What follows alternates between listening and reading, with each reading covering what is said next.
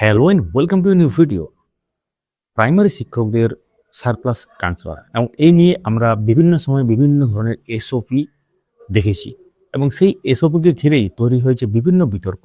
প্রথমে একটি এসওপি এসেছিল, সেখানে বলা হয়েছিল যে বরিষ্ঠ শিক্ষকদের বা বয়সে যারা বেশি তাদেরকে আগে ট্রান্সফার করা হবে। পরের এসওপিতে দেখা যাচ্ছে যাদের বায়োলজিক্যাল এজ কম, অর্থাৎ কম বয়সী শিক্ষকদের সারপ্লাস ট্রান্সফারে আগে সুযোগ দেওয়া হবে এবং এক্ষেত্রে বয়স্ক শিক্ষকরা যদি উইলিং না করেন তো সেক্ষেত্রেও ইয়ং যারা শিক্ষক আছেন তাদেরকে সুযোগ দেওয়া হবে। এরকম ধরনের বিভিন্ন সময় আমরা দেখে থাকি। তো এই এসওপি কে ঘিরেই বা এই সারপ্লাস ট্রান্সফারের যে প্রসিডিওর, সেই প্রসিডিওরকে ঘিরে কিন্তু একটি মামলা হয়েছে, যেটা দুদিন আগে আমরা বলেছিলাম আমাদের এই চ্যানেল বা পেজে। তো সেই মামলার শুনানি আছে আগামীকাল, সম্ভাব্য ডেট আগামীকাল 3 আগস্ট 2026। এই মামলাটি অনারেবল জাস্টিস বিভাস পট্টনায়কের মহামান্য সিঙ্গেল বেঞ্চে শুনানির জন্য আছে।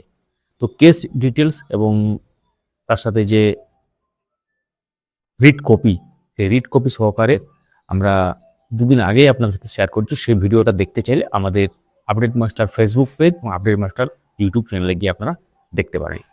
তো এখন সবথেকে বড় প্রশ্ন হলো, তাহলে কি নতুন এসওপি আসবে?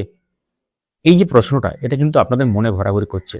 অর্থাৎ অনেক ক্ষেত্রে বিভিন্ন জেলাতে কর্মরত আছেন প্রাইমারি শিক্ষক শিক্ষিকারা, যারা দূরবর্তী জেলাতে করছেন, বাড়ি থেকে 100, 200, 300, 400, 500, 700, 600, তো এরকম দূরত্বে তারা চাকরি করছেন। তো সারপ্লাস ট্রান্সফারটা আগে হয়ে গেলে তাদের ক্ষেত্রে কিছুটা সম্ভাবনা কমে যেতে পারে, তারা আশাহত হচ্ছে এবং তাদের আশাহত হওয়ার খুব একটা বেশি কারণ নেই, সেটাও আমরা আলোচনা করেছি। একটা পজিটিভ দিক এখান থেকে আমরা বার করেছি, সেটা নিয়েও কিন্তু আমরা ভিডিও করেছি, আমাদের চ্যানেলে আছে। অর্থাৎ যেসব স্কুলে ট্রান্সফার শিক্ষক দেওয়া হচ্ছে সেগুলো বেশিরভাগই বিভিন্ন জেলাতে, যেগুলো আমরা দেখলাম বেশিরভাগই 0 বা 1 টিচার স্কুল। বাঁকুড়ার ক্ষেত্রে যদি তুলনা করা হয়, সেখানে যেসব স্কুলে শিক্ষক নেই সেসব স্কুলে শিক্ষক দেওয়া হচ্ছে এবং যেসব স্কুলে সিঙ্গেল টিচার আছে সেসব স্কুলে কিন্তু দেওয়া হচ্ছে।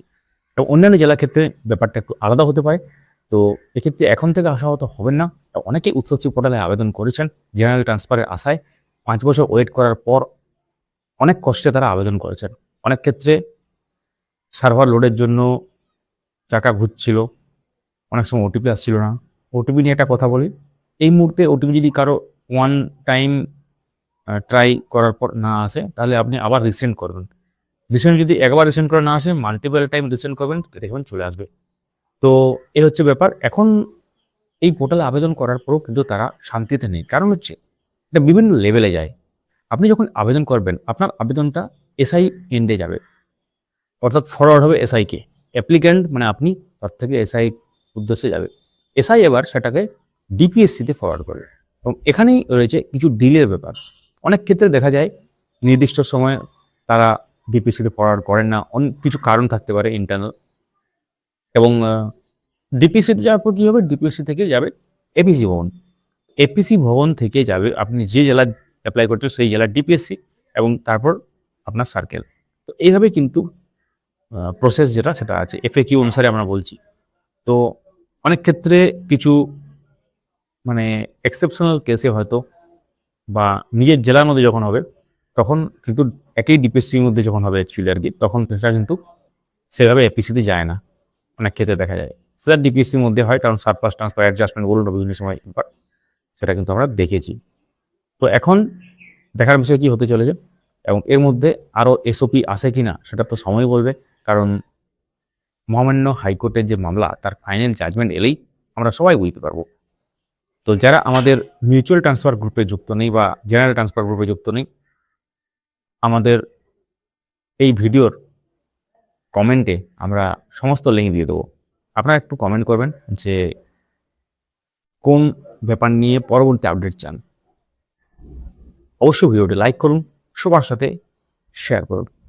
ধন্যবাদ।